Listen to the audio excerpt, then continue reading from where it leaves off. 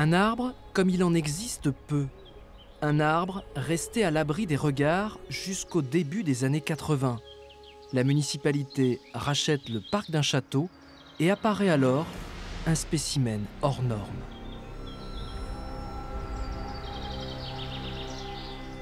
C'est 12 mètres 30 et celui-là il fait 7 mètres de circonférence. Donc ça en ferait le deuxième platane de France.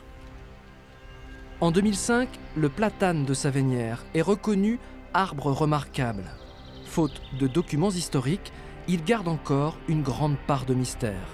C'est un arbre qui a environ 400 ans d'après ce qu'on sait. Si on devait le dater, on dirait plutôt autour de 1500, quoi, 1600. Est-ce qu'il faut parler d'un arbre ou de deux? Non, il faut en fait parler de deux, parce qu'il y a un sujet, celui sur lequel parle la grosse branche, qui s'est dédoublé, qu'on appelle le platane, et puis un autre sujet qui vraisemblablement a été planté près de ce premier, et les souches se sont soudées entre les deux arbres.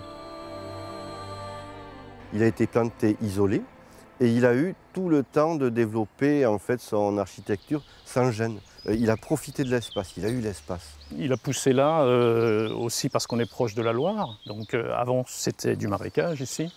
Et donc l'arbre, le platane aime bien les zones marécageuses. Donc c'est aussi pour ça qu'il s'est si facilement développé, quoi. Détail exotique, la commune est jumelée à un village du Mali. Et ce platane des bords de Loire parle à sa façon aux visiteurs venus d'Afrique. Chaque fois que des Africains viennent ici, ils disent « mais ça y est, on a retrouvé notre arbre à palabre », quoi.